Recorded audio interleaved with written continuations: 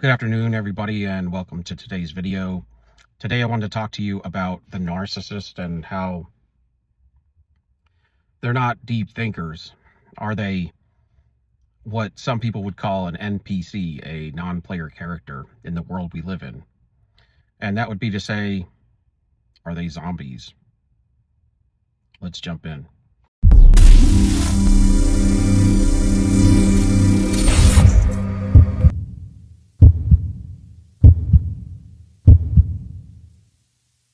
The narcissist, and this would also involve people that we deal with on a regular basis that aren't narcissists. You may see him at work, you may see him at anywhere, school, church, wherever, out and about. But there's so many people in this earth today that seem to just be running in a script, a pattern that is just the same old thing. Their opinion of the earth is their life here is maybe to work, to make a lot of money, to go to the mall on the weekends, to enjoy company with friends, and then to die, maybe leave a legacy of something. That's it. With that, they just go through life and they might read some textbooks and they might be very financially savvy in their career and with their savings at home and their retirement, and they never question reality. They never question if there's God or what God prefers them to do, or who's running the earth, who's running the world, why it is in the state that it is, and never investigate anything. People have talked about that and come up with different names for them. And there's different kind of segments of peoples, that are living in these different stages of thought. Like the narcissist is more of what they would call the empty seater. The empty seater is an individual that has detached from their spirit, basically. They have no ability to get to their spirit man. And you can tell because just looking in their eyes, they have no sparkle. They have no intuition, no common sense. They have no ability to think anything outside the materialistic world. In the narcissist situation, they cannot even do any good at all. They're completely destroyers, just like what the character of Satan would be in the Bible. They're exactly synonymous with. I mean, literally. They do everything he does and have the same character, almost like a bloodline. And they follow it to a T, to even the description of a narcissist is to wear a mask, and that's what it says the enemy does. He masquerades as an angel of light, right? But you got people out here that just don't question anything. They would call them non-player characters because that's what they used to call them. They describe characters in video games where you would be going from one level to the next level, and a guy might say, get in a Jeep, I'm going to drive you to the other side of the island. And if you don't get in the Jeep with your little joystick, he's going to just keep saying the same role, the same thing. And that's where that term came from. That would be a non-player character. The guy that keeps telling you to get in the Jeep or going to the other side of the island. And that's all he does. And he runs around the Jeep or something. And he'll just continue to do that until you get into the Jeep so he can drive you to the other side of the island. It's interesting because what is it that sparks somebody to awaken? It's almost like they're zombies, walking zombies over the earth. And there's a lot of them. I mean, if you have, like what Dr. Romney would say, 1 in 6 is a narcissist. That's a lot. What is that? 15% or something right there that are just completely detached from their spirit, and half their soul's gone. Because I went over this yesterday. You have the body with the false mask, that would be your flesh, and then your soul, which regulates the body and the spirit. But if their spirit's shut off, then they can't do anything good. They can only be destroyers, because goodness comes from that. And then they have the astral, which would be closed up, and in the narcissist, for instance. And then you have the etherical. The etherical is what keeps the body, the autonomic nervous system, and it keeps it from decomposing, the fleshly part, which we've even seen them decompose in pictures I have, where they look gray and ashen if they don't get steal fuel from people. And so all they can do is, just like I went over yesterday, they just kind of will get into these patterns if they don't awaken or get into their spirit man and cultivate that. all they will be able to do is to run on patterns based on their culture, whatever their genetics, whatever they've been taught, or however they've been hurt. Outside of that, I mean, they're just going to run these patterns, and they're going to be completely predictable on a completely predictable algorithm. If you took a computer system and started to keep track of these individuals, you could completely predict them, just like you can a narcissist cycles. You can predict their cycles. That's the weirdest thing, man. Meaning they're just running in a program. And for me, I think what got me to spark to awakening was kind of along the lines of, I think it could come from different things. For me, it was salvation. And when I got saved, I started to learn and question a lot of reality. Just reality, who runs this world. I mean, who's pulling the strings in this world system? And why is it so decrepit? But yet, how does it run so well? Supplies, you never run out of anything. But we're always told it's going to happen. You know, the fear that it's going to happen. And then everything is just fear-based. Everything is driven on TV, music, media. It's all to lower vibrations and to draw us down through its violence. Like every TV show is either about something fleshly or violence. You know, really. It's going to be lying, cheating, and then unaliving individuals. I mean, really. That's all that it's about. And the same thing with the news. There's nothing good on it. I guess that's why they call Christ the good news, because outside of him, there is no good news. I mean, really. And it makes you wonder, why is everything so fear-based? Because that stuff gets funneled, y'all. It gets funneled to these negative entities that are ruling over this earth, and they are operating in this physical realm, this physical reality, just like it says in the word, that it's principalities and powers that rule over us. They're of the enemy. This is a fallen world.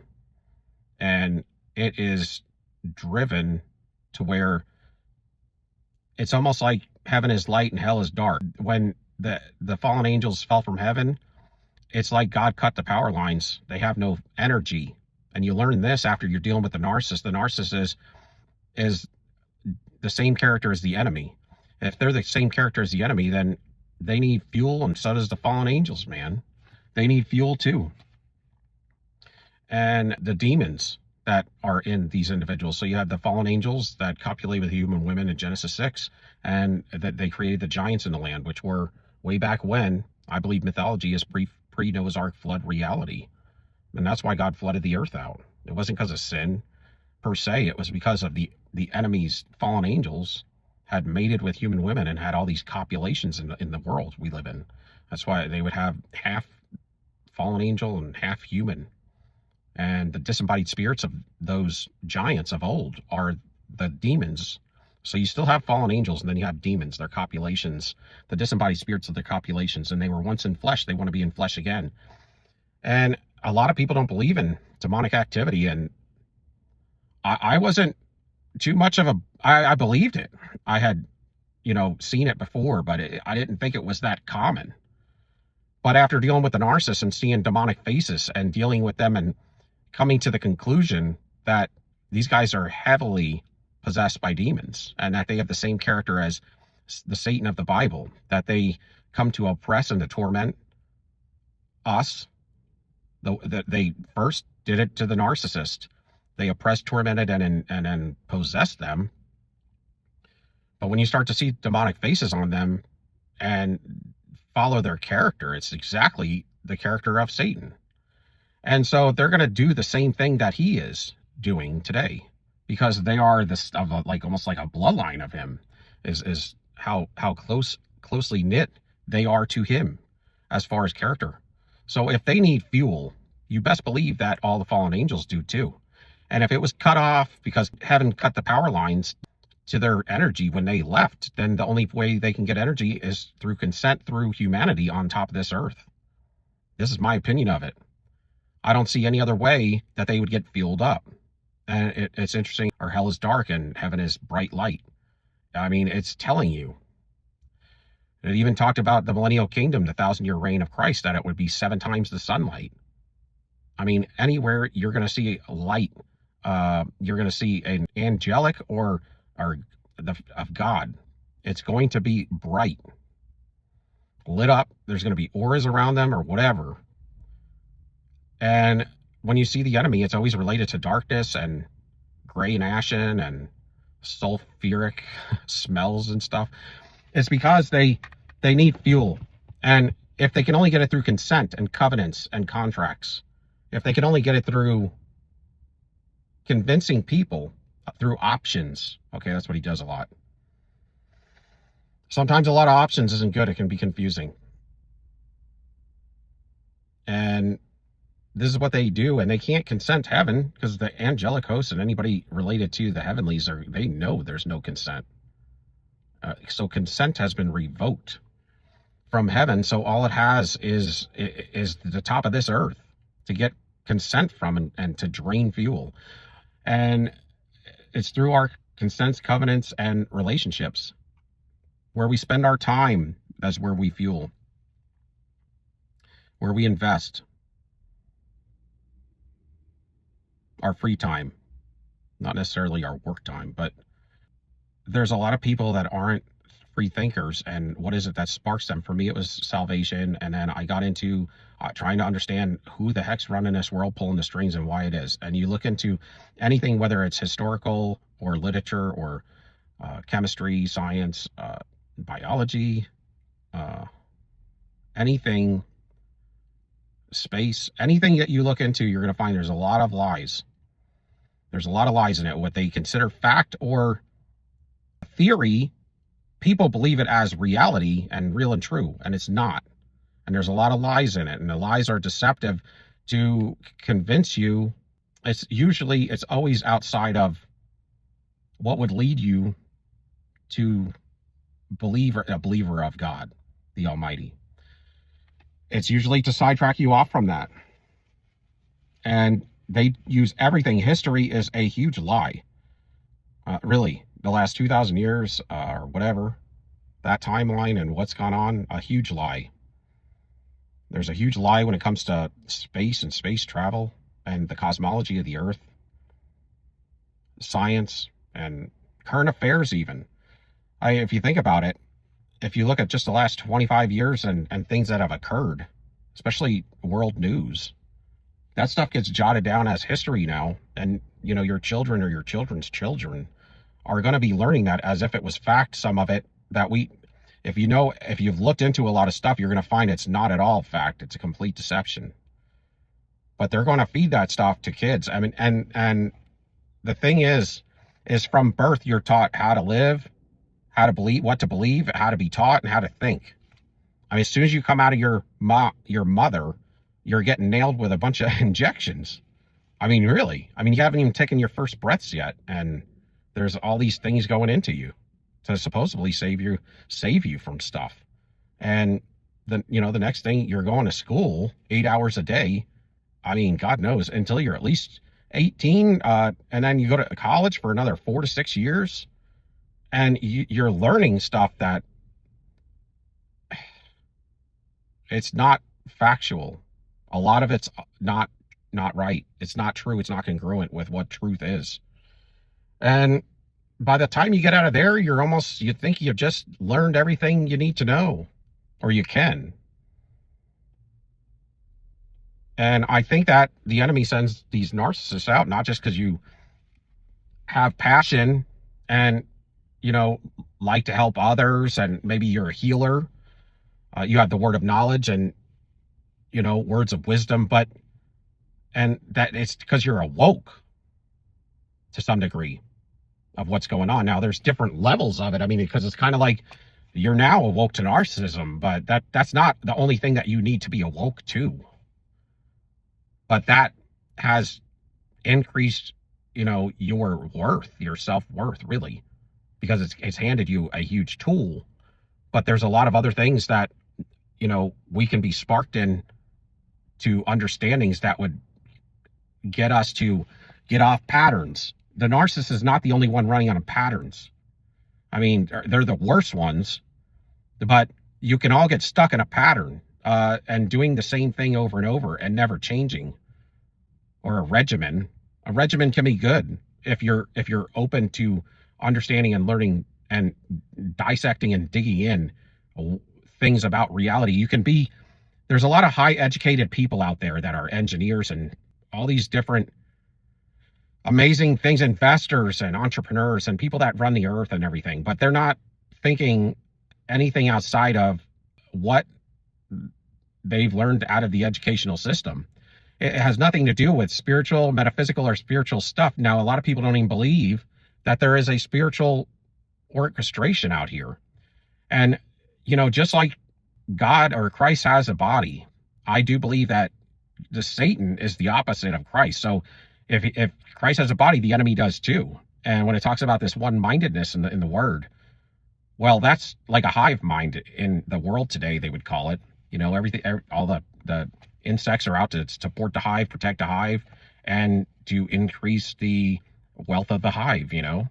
And it's kind of, it's like there's an agenda that's cloaked over this world system. And it has got so many people lullabied and desensitized to truth, to real true wisdom, knowledge, and understanding, and of who God is and what deceptions are going on in the world today. They believe the news is exactly what is portrayed on it and told to you, that it's all been fact checked, and that's what it is.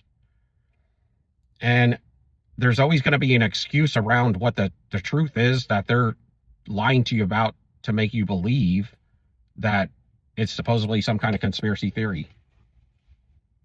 Because the Almighty has to give the enemy ways for him to be deceptive. If he didn't give him the opportunity to test us in our truth, in our knowledge of wisdom and understanding, and to test, if we weren't, for him to test us and for him to be a threat, God has to give him ways to deceive or allow those doors to be there.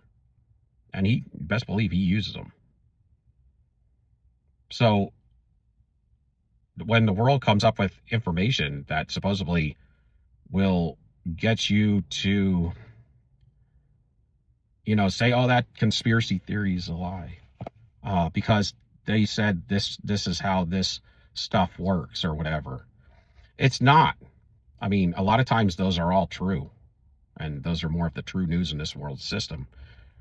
But you allow all the deceptions and the excuses from the deceiver to make you not even believe in it when you are starting to go down the road of understanding truth. And you got to know that whatever is good and right in this world is going to be mocked, made fun of, or crucified, just like Christ was, because he's the truth. So if you hear true news, it's going to be a conspiracy theory, and they're going to mock it, laugh at it, and say how stupid it is, because it's so far from what you've been taught. But you got to understand there's a lot of indoctrinations in this world system, and they are to keep you fuzzy and hazed up and lullabied to sleep as you walk this earth. And if the enemy can distract you for the rest of your life, then you will have, that's all he has to do. And if you're not a believer in the spiritual realm, then there's nothing more to say, because that's where all truth comes from. But they don't ever talk about it, because they don't want you to believe anything outside of this finite world we live in, this physicality. And that realm runs this realm. And everything happens in the spirit before it ever happens in the physical. The spiritual realm is so much more powerful than this physical realm that you're living in. And the narcissist is, if you know, as much as they are medicated asleep and deceived and used and being possessed, there's a lot of other people out here that are sleeping too. They're walking around and they're just functional, awake, sleeping individuals running on patterns until they perish. And they have such a great opportunity to make their way to heaven, and they just don't care. But I think that the narcissist comes to us through the enemy is because we are sparked. We have been sparked and woke to a lot of things, and we question a lot of material out there and find out the fallacies and the falsities in it. And we are truth seekers. The enemy is going to send narcissists, and he's going to send soul assassins out to put you down if you're a truth seeker, if you run on any kind of high vibration, and if you're a healer and a builder more than a destroyer. If it wasn't for light workers in this earth system, this world would be destroyed. It would be gone, because we're the only ones that keep it built out from getting completely destroyed. The narcissist, anything they touch, it crumbles. So, just to give you an idea, he wants to,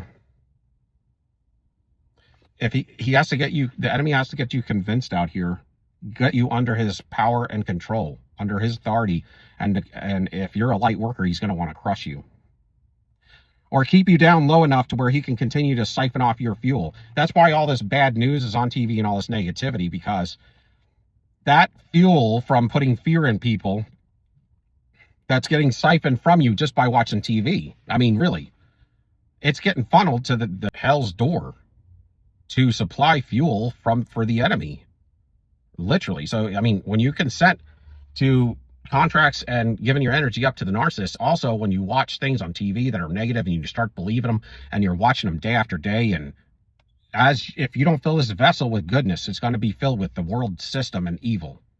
And that evil is going to drain you, and it's going to control you out of fear, anxiety, depression, and anguish, paranoia, and you're not going to believe and have faith and hope that you can even make it through the day.